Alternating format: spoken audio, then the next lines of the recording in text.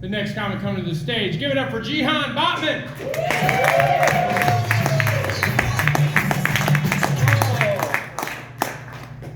My name is Jihan with an N, not Jihad with a D. Thank you, Mom and Dad. That name has been a blast since 9/11.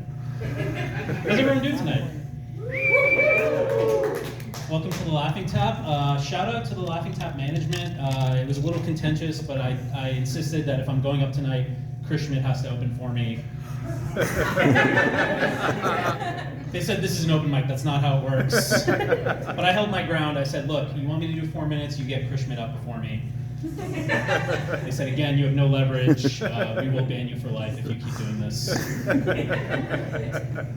Van was talking about being a premature ejaculator, and I just think it's really cool, like, when you find someone in life who supports you despite your sexual foibles. I knew my wife was the one when the first time we had sex. She didn't make fun of me for giggling uncontrollably after I came. And I appreciate that because not everyone is respectful of immature ejaculation.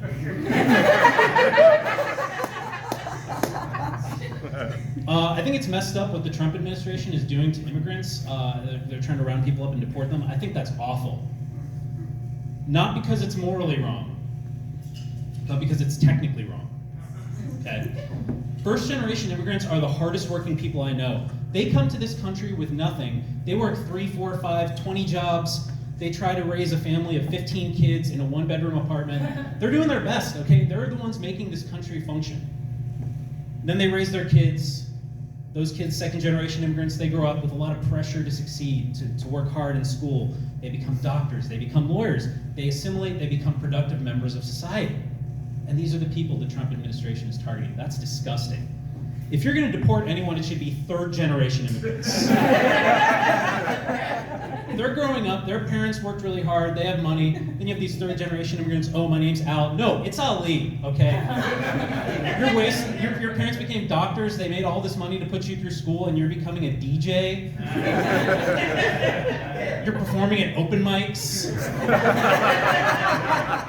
Shame on you. Get rid of those third generation immigrants. I'm pretty exhausted. I was just in California a couple months ago.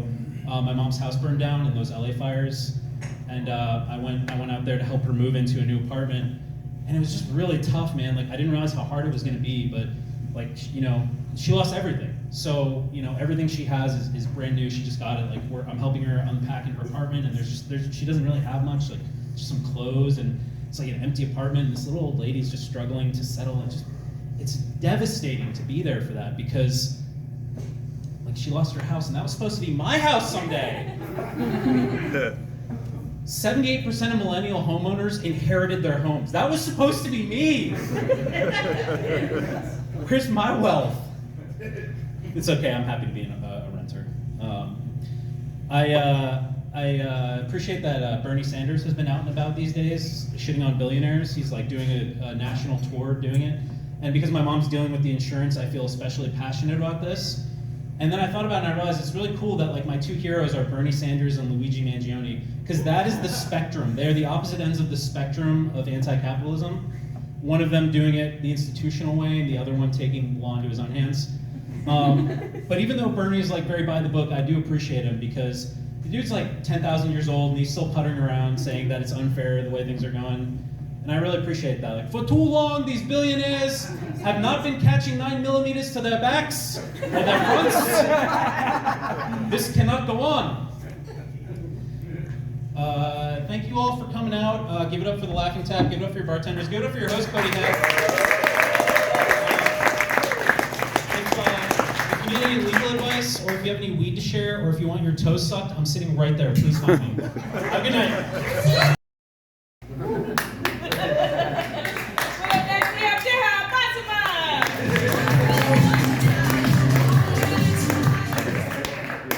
Your host, Gemini.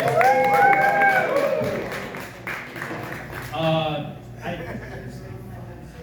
just kind of throw out my whole set. I had like 3 minutes and change talking about specifically how much I love this building.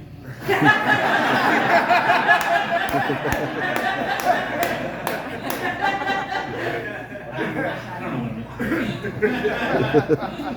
Okay, look, I know it's uncouth to talk about comics who went earlier in a negative way, and I've never done this before. I'm really sorry to do it, but I gotta call it out.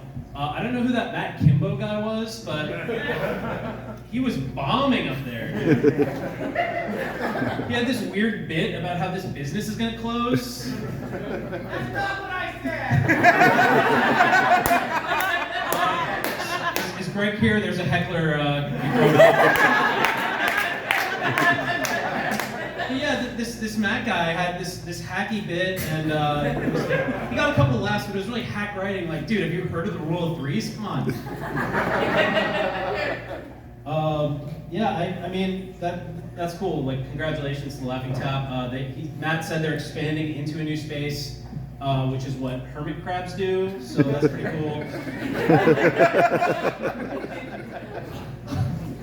Oh. She told me she was into ass play, so I slid into her BM. So.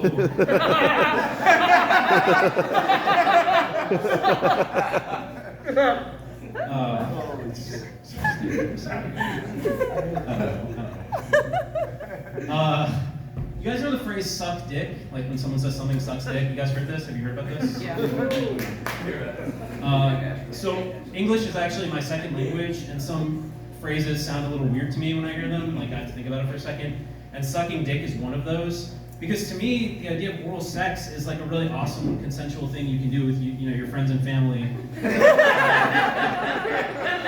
So I don't know why we have to make that into a negative thing. Like, I think it's cool if something sucks dick.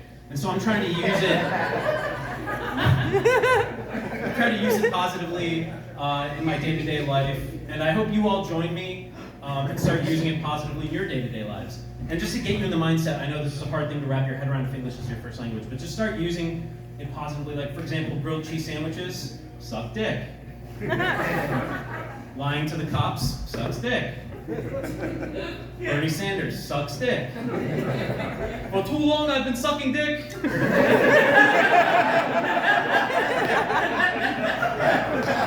Some people think sucking dick is bad. Like the millionaires and billionaires. Some people think sucking dick is good, like universal health care.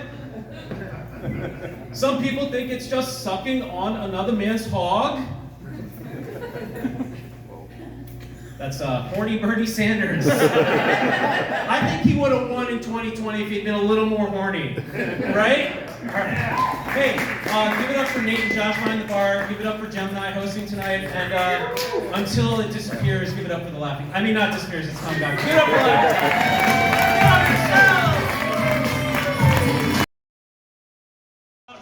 I don't like being in the dark.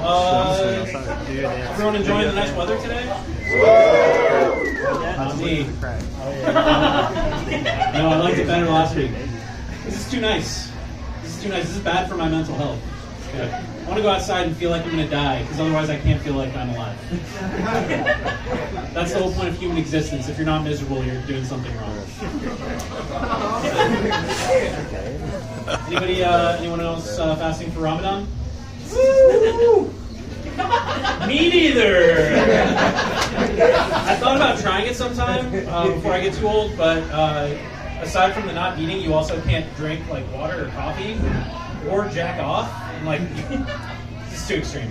This is why we're not very popular right now. I think it's messed up that the White House is going after immigrants, but not because it's morally wrong. I think it's just because it's technically wrong. Okay. First generation immigrants come here, they script, they save, they work like 5 jobs, they get a shitty 1-bedroom apartment with like 9 kids in it. Then their kids grow up with a lot of pressure and stress to go become doctors and lawyers and accountants, become successful. They have a lot of stress and trauma from being raised like that, but they accomplish things and they become part of American society. The third generation, their kids, those are the problem generation.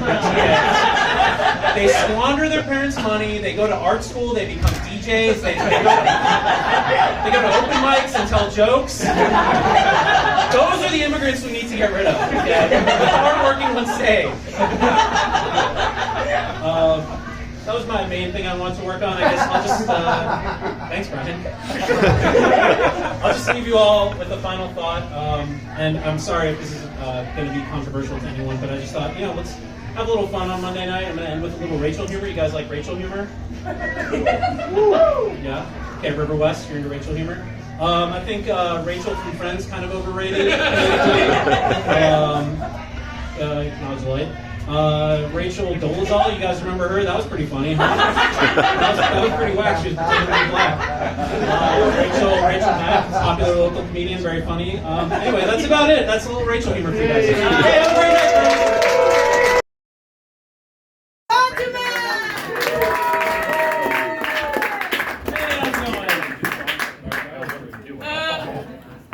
I think it's a little problematic that the Pope died at 88, right after Hitler's birthday. Yeah, true. I think he knows what those numbers mean. He's a smart guy. That feels intentional. A little fucked up. Just saying. And Argentina. Yes, exactly. The German would know. So when I walked into the room tonight, like literally as I'm walking through the curtain, Luisa was yelling, "Fuck the Pope!" And I was like, wow, a German yelling "fuck the Pope." What is this, 1517? We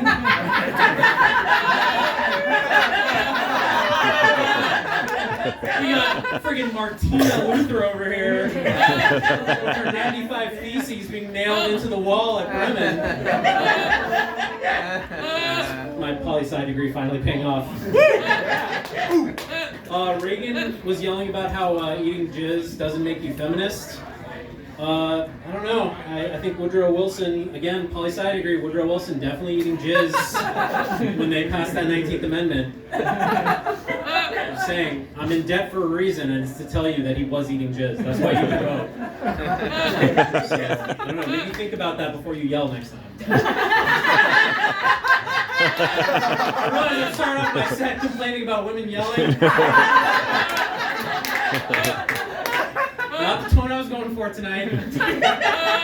But in my defense, I'm from New Jersey, so women yelling is actually like the hottest thing possible for me. Which is why it's so troublesome I married a nice woman. That's why I come here to Bremen, to be yelled at. By my favorite hosts in the scene.